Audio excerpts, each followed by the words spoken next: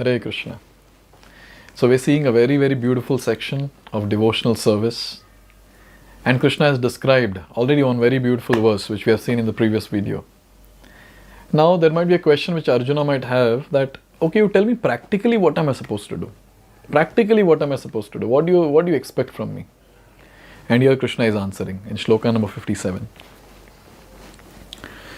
Chetasa sarva karmani mai sanyasya matparaha buddhi yogam upashritya macchittah satatam bhava. So here Krishna is saying that Chetasa sarva karmani mai, in all activities just depend on me. And matparaha, work always under my protection. Matparaha. Buddhi yogam upashritya, taking shelter of devotional service or buddhi yoga. Macchittah satatam bhava, be fully conscious of me.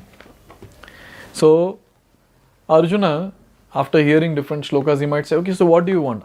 Should I become like an Ananya Bhakta? Am I at that level of Ananya Bhakta, one-pointed devotee doing nothing else except your devotional service? Or should I become a Sakama Bhakta, who has got a lot of material desires? Krishna is saying, you're not qualified to be an Ananya Bhakta, and I don't want you to become a Sakama Bhakta. So become a Madhyama Bhakta. Means, whatever activities you're doing, just renounce all that to me, or offer all that to me in full consciousness of me, making me the ultimate goal. So this is what is the shloka, and it's very, very practical for us also in our day-to-day life. So let's see this shloka in detail. So when one acts in Krishna consciousness, he does not act as the master of the world. Then, what does he act like? He acts like a servant. One should act fully under the direction of Supreme Lord. A servant has no individual independence. He acts only on the order of the master. A servant acting on behalf of Supreme Master is unaffected by profit and loss. He simply discharges his duty faithfully in terms of the order of the Lord. See, our constitutional position is what? Jevera Swarup Hoy Krishnera Nitya Das. We are Das, we are servants of the Lord. Now see, what is the duty of the servant? What is the duty? Master will give the instruction, servant has to execute. How simple it is. No need of any thought process. I have been told, I have been ordered, I am just supposed to do it. But when we try to become the masters, all the problems will come. Because naturally we are servants. And when a servant is trying to become the master, it is an incompatible situation. And so all the problems will emerge at that time. So we as devotees should understand that I am servant of Krishna. That is what is my constitutional position. As a servant, what am I supposed to do? Follow the instructions given. Serve Krishna very nicely. Now, someone might argue that okay, for Arjuna, Krishna was present in front. So Krishna was directly instructing him, Arjuna can follow his order, but for me, Krishna is not there. No, it's not like that. We have got Bhagavad Gita. These are instructions of Krishna.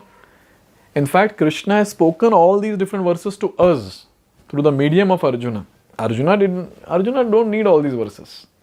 He is the eternal associate of the Lord. Just through Arjuna, Krishna has spoken all this for our benefit. So we have to read, understand Bhagavad Gita. Now someone might say that no, I don't understand what Krishna is saying in Bhagavad Gita. Oh, no problem. Krishna's pure, bona fide, authentic representatives are there. That is, spiritual masters. We take their shelter. They give us instructions and we execute. So we are always the servant. There is no question of becoming the master anywhere. So when we take up this servitude, in that servitude we can be actually happy and blissful. Till the point we struggle to become the master, we will be the most miserable people on this planet. Here it is said, Matparaha is a very important word. It indicates that one has no goal in life save and except acting in Krishna consciousness just to satisfy Krishna. And while working in that way, one should think of Krishna only.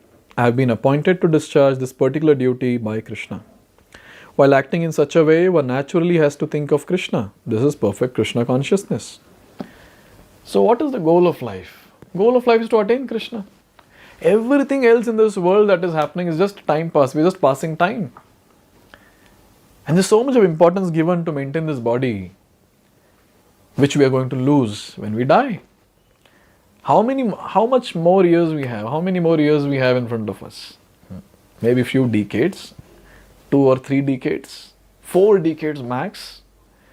So everyone is going to leave this body. Now when we are going to leave this body, taking care of this body so much and not taking care of the soul or connecting with the super soul, that's foolishness. So our goal is to attain Krishna. And how can we attain Krishna? By Krishna's mercy. How will Krishna's mercy flow? When we please Krishna. How will we please Krishna? When we work for Him. Simple. And how do we work for Him? He has given in Bhagavad Gita what we are supposed to do. He has sent His bona fide representatives. They will tell us how to do. So in this way, we have to please the Lord by executing the instructions of the Lord. And when we are executing instructions, what will happen? We'll think about the Lord.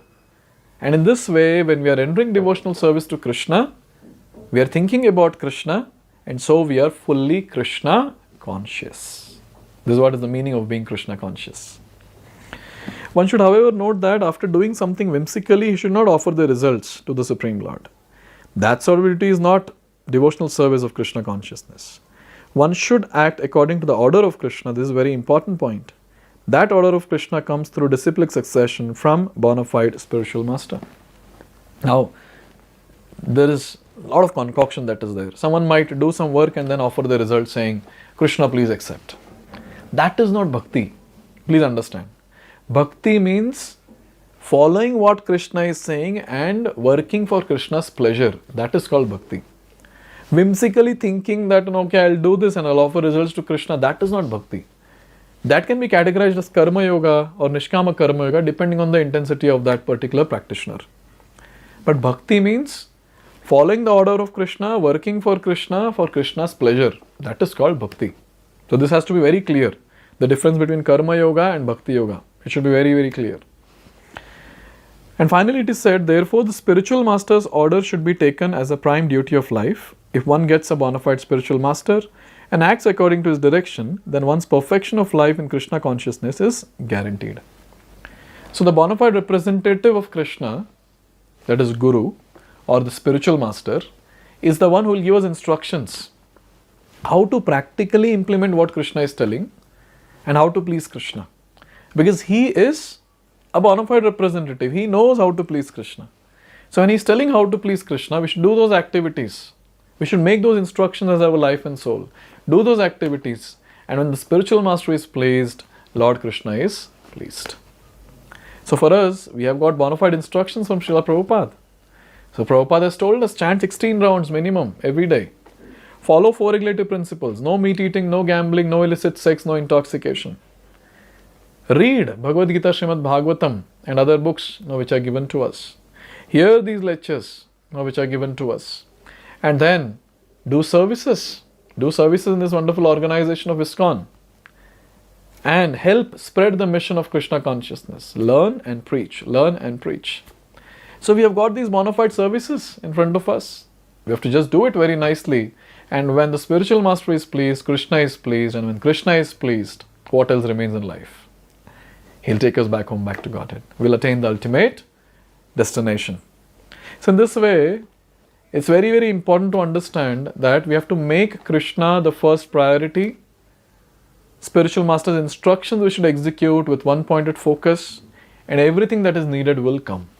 We will advance in Krishna consciousness. Now, after having spoken about this, there's a nice question that is there. Okay, Krishna has given instructions. What will happen if I follow? And what will happen if I don't follow? This Krishna is explaining in the next Śloka. Let's see that in the next video. Hare Krishna. Hare Krishna, Hare Krishna, Krishna Krishna.